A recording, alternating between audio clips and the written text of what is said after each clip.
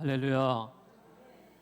주님의 이름으로 모인 우리 모두에게 여호와 하나님이 찬양 받으시고 영광 받으시는 줄로 믿습니다. 하나님의 은혜가 늘 주의 성일이 되면은 감사와 영광으로 올려드립니다.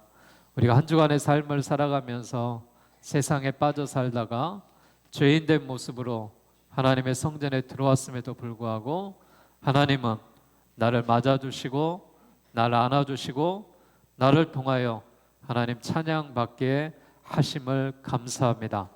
우리 모두가 이 은혜가 함께 하심으로 인하여서 마태복음 17장 1절에서 8절에 주님의 산상 변모의 사건 가운데 나 한 사람이 베드로가 되어서 나와 같은 사람도 거부했던 또한 부인했던 죄인된 이 모습 가운데서도 베드로에게 큰 은혜를 주시고 은총을 주셨듯이 우리 한 사람 한 사람에게 하나님의 놀라운 은혜와 사랑으로 함께할 줄로 믿습니다. 전 요즘 성가대 찬양이 좋습니다. 은혜가 되고 또 가사의 은혜가 되고 또 설교하는데 제가 다른 말들을 덧붙이지 않아도 찬송 가운데 귀한 찬송의 은혜가 또 성도들을 통하여 함께하는 모든 역사가 있는 것 같아서 참 감사합니다. 또 1시간 전에 오셔서 또 미리 준비하고 또 하나님의 은혜를 찬양하는 우리 임마누엘 성가대가 늘 하나님의 말씀과 찬양 가운데 함께 하시기를 바라겠습니다. 우리 성가대 더 은혜롭고 또 힘내시라고 우리 박수 한번 쳐드리겠습니다. 예수님께서 베드로와 야고보와 요한을 데리고 변화산에 오르셨습니다. 산에 오르신 예수님의 얼굴이 해같이 빛납니다. 옷과 몸에는 찬란한 광채가 나며 또한 그의 모습에는 변형된 모습으로 하늘에 승천하신 모습을 봅니다. 그리고 모세와 엘리야와 더불어 함께 대화하는 모습을 지금 산 아래서 베드로와 또한 요한과 야고보가 이 광경을 보고 있습니다. 우린 이를 가리켜서 산상 변모다, 변화산의 사건이다, 변화산의 주님이다 여러 가지 수식어를 붙입니다.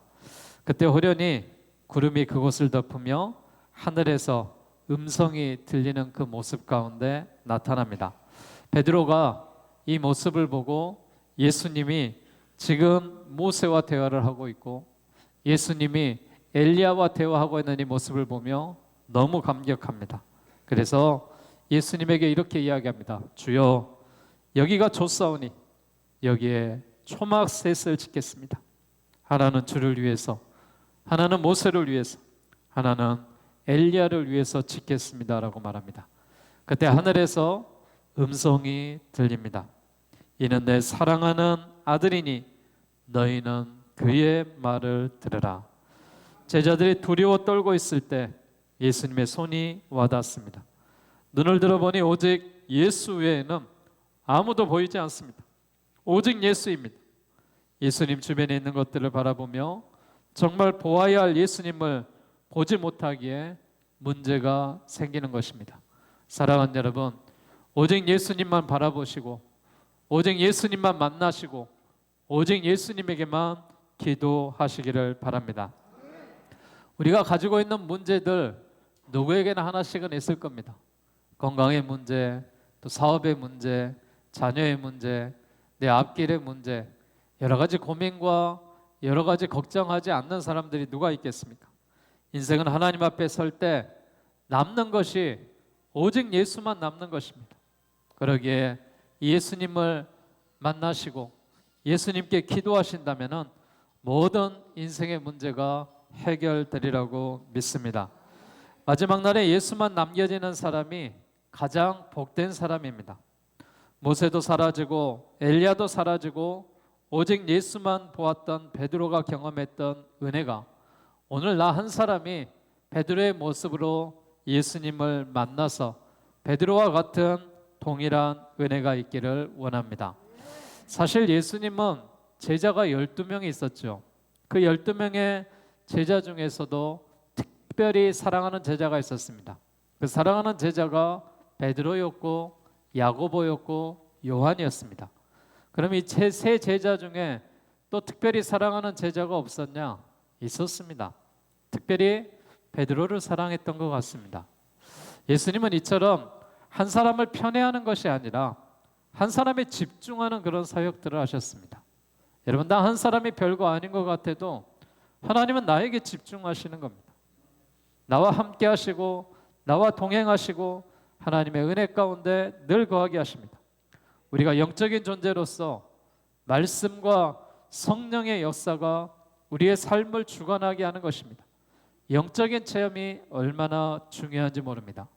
우린 세상에서 육적인 삶을 살다가 하나님의 성전에 들어오면은 성도의 모습으로 하나님 앞에 예배를 드립니다. 죄인의 모습이 아니라 의롭다 칭해 주시는 의인의 모습을 가지고 하나님을 찬양하는 것입니다. 그래서 찬양할 수 없는 나 자신을 하나님 앞에 먼저 회개할 때 하나님이 나에게 은혜를 주시고 나에게 의롭다라고 말하시며 너의 찬양을 받기를 원하신다라고 말씀하고 계십니다. 우린 육적인 존재인 동시에 영적인 존재라는 사실을 잊지 마시기를 바라겠습니다. 베드로의 육적인 모습만 바라봤을 때는 혈기가 많고 예수님을 부인하고 또한 성질이 참 불과 같은 그런 베드로 아니겠습니까? 그럼에도 불구하고 하나님께서는 베드로를 선택하여서 하나님의 사명을 맡기시며 제자를 삼으셨던 것을 우리가 바라볼 수가 있습니다. 우리의 삶 속에도 주님과 동행하며 성령의 인도하심에 순종하는 삶을 살아가는 우리 모두가 되시기를 주의 이름으로 축복합니다. 오늘 본문 2절에 보니까 성경에 이렇게 되어 있습니다. 베드로와 야고보와 요한이 따로 높은 산에 같이 올라가셨는데 그들 앞에 변형되사 그 얼굴이 해같이 빛나며 옷이 빛과 같이 희어졌더라라고 기록하고 있습니다. 이때 모세와 엘리야가 예수와 더불어 말하는 것이 제자들에게 보입니다. 변형되었다, 변화되었다라는 말은 메타모르페라고 하는 말인데 이것은 내면적인 세계가 변화되었다라는 것입니다. 우리의 겉의 모습이 아니라 영적인 모습이 변화되었다라는 것이죠. 그래서 내면의 세계가 변화되었다라는 말은 천상의 형체로 변형되었다라는 것입니다. 예수님은 하늘에서 내려오신 하나님이십니다. 그러기에 그가 육신의 옷을 입고 있지만 변화산에서 모세와 함께 엘리야와 함께 천상의 형체로 변한 것을 뜻하고 있습니다. 또한 그 얼굴에 해같이 빛나며 옷이 빛과 같이 휘어졌더라라는 인간의 구체적인 언어로 설명을 하고 있지만은 여기에 다 예수님의 변화된 모습에 인간의 언어로 담을 수가 없는 것이죠. 애벌레가 아름다운 나비로 변화하듯이 작은 씨가 또한 물을 주어서 싹이 나고 나무가 되듯이 예수님의 변화는 단계적인 변화라기보다도 예수님의 사역과 속성에 따른 변화입니다. 그래서 이 광경을 보고 하나님 앞에 영광을 돌리는 것입니다. 이 빛과 아버지가 계신 하늘로부터 발산되는 영광과 아버지의 형상으로서 그리스도 자신에게 발산되는 영광을 이야기하고 있는 것입니다. 예수님의 얼굴이 해같이 빛나며 그의 옷이 빛과 같이 휘어지면서 모세와 엘리야가 나타나 예수님과 담소하는 장면을 성경에 나오는 것을 볼 수가 있습니다. 모세가 누구입니까? 모세는 이스라엘 백성들을 출애굽한 인도자입니다. 지도자입니다. 그리고 그가 시내산에서 인간을 대표해서 율법을 받았던 십계명을 받았던 어떻게 보면은 구약 성경의 인류의 대표다라고 말해도 과언이 아니죠. 엘리야는 누구를 말하고 있습니까? 엘리야는 하나님의 말씀을 예언하고 대언하는 그런 구약의 예언의 대표자를 우리가 엘리야로 말하고 있습니다. 그래서 우리가 율법의 대표자 모세를 지도자라고 말하며 엘리야를 엘리야의 하나님이다라고 말하고 있는 것을 우리가 볼 수가 있죠. 율법이나 예언은 인간을 구원할 수 없기에 예수님만 보이는 것입니다. 그러나 길이요 진리요 생명이 되신 예수님만이 우리를 구원하실 수 있다는 사실을 믿으시기를 바라겠습니다. 예수님께서 높은 산에 올라가셔서 이 세 제자 앞에서 변형되신 것은 낙심하고 있는 제자들에게 그리스도의 우월성을 보이며 위로하며 확신을 주기 위해서 그렇습니다. 여러분, 증인이 무엇입니까? 증인은 그 현장에서 일어난 사건을 본 사람을 가리켜서 증언이다라고 말하고 있습니다. 증인이다라고 말하고 있습니다. 여러분, 내 눈으로 본 것에 대해서 내가 부정할 수 있습니까? 부정할 수 없습니다. 지금 베드로와 야고보와 요한은 예수님이 변형되어 하늘로 승천하시고 모세와 엘리야와 대화하는 장면을 현장에서 바라보신 겁니다. 그 현장에서 바라본 그들의 눈에는 이제 사명을 통하여서 예수님이 어떤 분인가를 분명하게 인지하고 있는 것입니다. 우리의 존재의 가치를 깨달아야 됩니다. 그리고 빛으로 오신 예수 그리스도를 반사하는 사람들이 되어야 됩니다. 여러분, 나 같은 사람이 무엇이기에 주님이 나를 위해서 십자가를 지시는 것입니다. 그리고 나 같은 사람의 이 죄악된 모습을 불러주시고 성도로 삼아주시고 의롭다 하시고 그리고 나에게 찬송을 받기를 원하신다는 사실, 얼마나 놀라운 은혜요 사랑이십니까?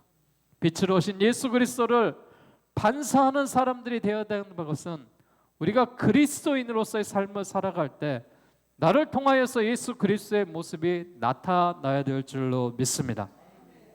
이 세상에 어둠의 존재 아니겠습니까? 어둠이 가득한 세상에서 빛이 비칠 때 어둠은 자연히 물러나듯이 나를 통하여서 예수님이 반사된다면 또한 어두운 세상이 밝아질 것이고 또한 은혜로워질 것이고 이루어질 줄로 믿습니다.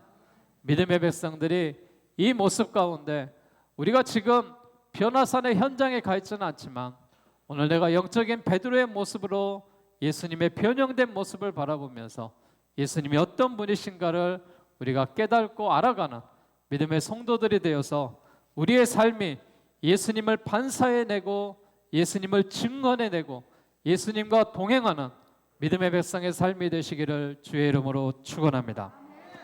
체험이라는 것은요, 내가 경험했다라는 것입니다.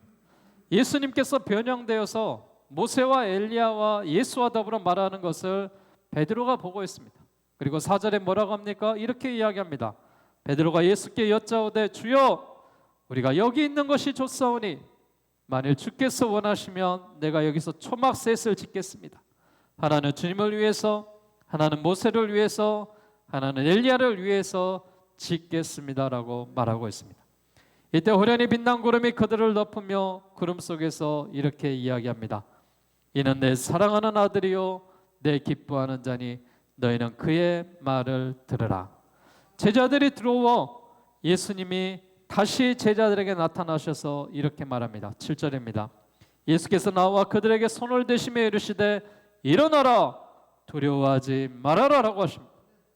제자들이 눈을 들어보며 오직 위에서는 예수 외에는 아무것도 보이지 않습니다. 변화산에 보았던 모세도 보이지 않습니다. 변화산에서 보았던 엘리야도 보이지 않습니다. 변화산에서 보았던 하나님의 음성도 들리지 않습니다. 그들의 눈앞에 있는 것은 오직 예수밖에 없다라는 것입니다. 그런데 이때 너희는 저의 말을 들으라라고 하나님께서 말씀하심으로써 지금의 상황이 최종 목적이 아니라 계속된 진행의 일을 하고 있다는 것입니다. 예수님 왜 이 땅에 오셨을까요? 왜 이 땅에 인류를 위해서 오셨을까요? 인류를 구원하시고 하나님의 자녀의 모습에 회복하시기 위해서 친히 하나님께서 이 땅에 육신의 모습을 입고 예수님으로 내려오신 것을 믿으시기를 바랍니다. 산꼭대기는 제자들이 영원히 있어야 할 장소가 아닙니다. 베드로의 세 개의 초막을 짓고 변화산에 머물고자 하였으나 예수님께서는 고통과 공고가 있어서 사랑의 섬김이 필요한 골짜기로 그의 제자들을 데리고 오셨습니다. 그 때문에 그 제자들은 여기서 안주하는 자세를 버리고 예수님을 따라 믿음으로 순종하며 세상을 향해 나아가셔야 됩니다. 제자들은 이미 예수님께서 위험스러운 모습으로 변화되셨고 모세와 엘리야와 이야기하는 영광스러운 그 분위기에 압도되었을 것입니다. 변화산 위에 지금 모습은 어떻습니까? 굉장히 만족감이 높습니다. 제자들의 만족감이 높습니다. 예수님이 하나님의 그 모습이라는 사실을 그들은 체험을 했던 것입니다. 그리고 모세도 보았고 엘리야도 보았고 하나님의 음성도 들었고 무엇과 바꿀 수 있겠습니까? 그러니 베드로의 모습은 그냥 변화산에서 계속 있고 싶은 겁니다. 그러나 주님의 사역은 변화산에서 있는 일이 아닙니다. 산 아래 내려와야 됩니다. 세상을 향해 나아가야 됩니다. 지금 산 아래는 어떤 모습입니까? 이런 베드로와 야고보와 요한이 이런 변화산의 하나님의 영광을 바라보고 있을 때 산 아래에서는 지금 고통을 받고 있습니다. 산 아래에는 귀신 들린 자가 있습니다. 귀신을 쫓아내지 못하는 다른 제자들이 힘들어하고 있습니다. 어려움을 처해가고 있습니다. 그들을 향하여서 그들은 예수가 아닌데 우리가 어찌 이런 능력이 나타날 수 있는가? 예수의 이름으로 믿음이 부족한 제자들이 이 사명을 감당하지 못하고 있습니다. 다시금 이 변화산 일이 끝나고 나서 예수님이 산 안에 내려와서 고통받는 삶의 현장을 다시 찾아오셨다는 것을 우리가 기억할 수 있기를 바랍니다.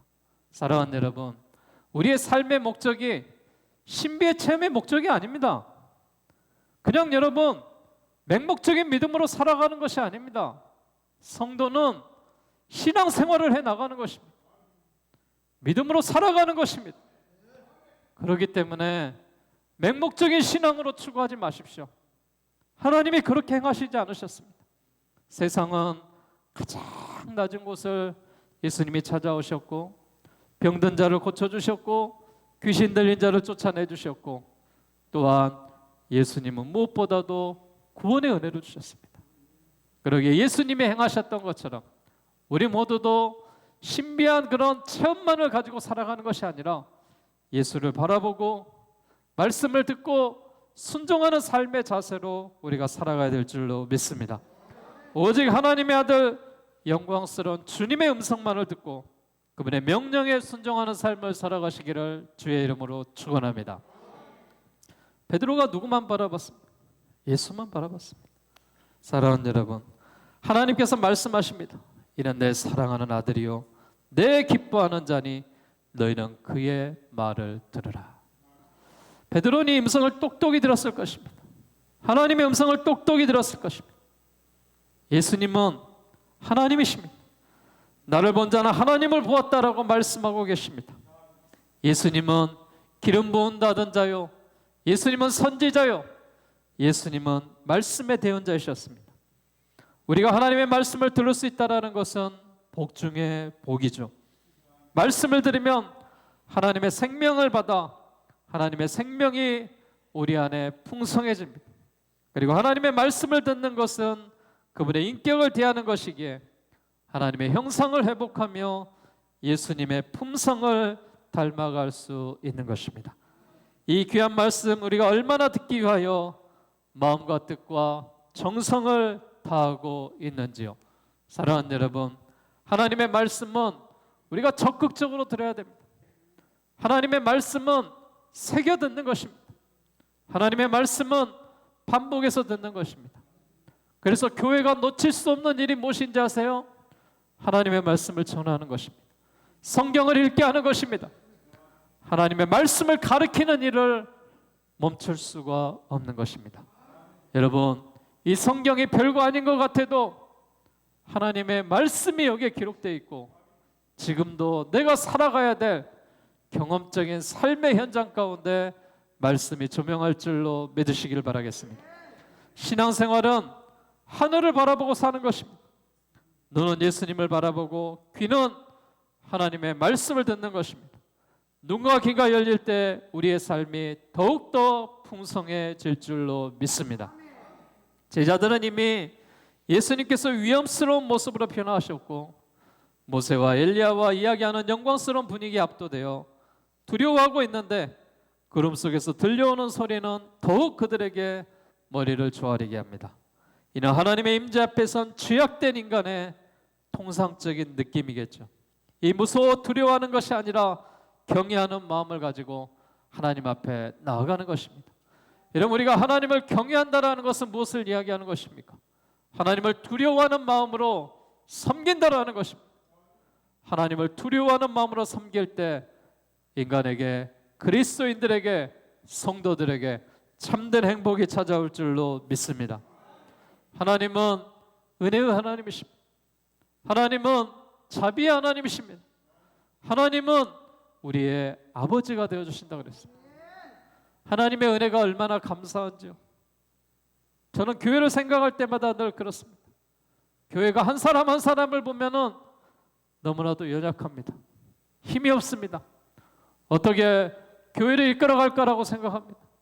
그러나 우리가 함께 협력하여서 주님의 이름으로 모일 때 주님이 역사하는 현장을 바라보게 됩니다. 사랑하는 여러분, 우리 교회가, 믿음의 성도들이 예수님만을 바라보시기를 주의 이름으로 축원합니다. 우리가 예수님의 이름으로 나아간다면 무엇이든지 못할 일이 없습니다. 여러분, 우리 모두가 오늘 말씀을 바라보며 말씀을 깨닫는 자들이 되기를 원합니다. 예수님은 제자들에게 예수님이 부활하기 전에는 그가 본 것을 아무에게도 이르지 말라라고 말씀하셨습니다. 그러면서 엘리야가 이미 왔으되 사람들이 알지 못하고 임의로 대화했던 것 같이 인자도 이처럼 그들에게 고난을 받게 됨을 말씀하고 있습니다. 사실 예수님이 이 땅에 태어나시기 전에 6개월 전에 세례 요한이 먼저 와서 예수님을 증언했거든요. 근데 이 세례 요한의 형체가 누구냐? 구약의 엘리야의 모습이었다라고 성경이 이야기하고 있습니다. 예수님은 변화산에서 본 것을 금하신 이유가 무엇이냐? 엘리야가 요한의 모습으로 온 것도 그들은 알지 못하는 것입니다. 그런데 어찌 하나님이 예수님의 몸으로 오신 것을 그들이 알 수 있냐라는 것입니다. 믿지 않는다는 것입니다. 진리를 이해할 능력이 없기에 예수님께서는 내가 누군지 말하지 말아라고 금하신 것입니다. 세상은 진리에 대하여 이렇게 무지합니다. 기다리고 있는 엘리야는 이미 세례 요한으로 와서 엘리야의 사역과 백성들의 죄에 대한 책망과 회개를 촉구하였지만 고난을 받고 죽어갔습니다. 우린 영적인 깨달음이 있어야 될 줄로 믿습니다. 그래서 우리 신앙인들은 육감이 있어야 되는 거예요. 인간의 오감이, 영감이 더해져야 말씀을 통하여 뜻을 발견할 수가 있습니다. 사랑하는 여러분, 우리 모두가 그리스도인으로서 우리는 예배하고 세상에 나아가서 주님의 빛과 소금의 역할을 감당하며 세상을 향하여 나아가는 것입니다. 그러기에 거룩한 성일에 하나님의 성전에서 예배하는 백성이라는 사실을 기억하시고 내가 세상 사람들과 구별하여 하나님의 선택받은 백성이라는 사실을 기억하면서 오직 예수의 사랑으로, 오직 예수의 영향력으로, 오직 예수의 은혜로 우리가 예수님과 동행하는 아름다운 관계가 회복되어서 우리의 삶이 우리 주님과 함께 영원토록 함께 하시기를 바라겠습니다. 사랑하는 여러분, 베드로가 예수님을 바라보며 얼마나 좋았겠습니까? 그는 부인했고 혈기를 부렸고 육체적인 그런 인간적인 모습으로 살아갔지만 영적인 모습으로 예수님은 베드로를 용서하시고 그들에게 은혜를 주시고 지도자의 사명을 주셨지 않습니까? 우리 모두 이런 베드로와 같은 사명으로 다시 한번 예수님을 바라보시고 예수님과 함께 이런 놀라운 세상에 나아가셔서 그리스도인의 사명을 잘 감당하셔서 주님 부르시는 날까지 성도의 사명으로 살아가시고 믿음의 백성으로 살아가시고 하나님의 말씀의 은혜가 여러분의 삶의 현장 가운데 함께 하시기를 주의 이름으로 축원합니다.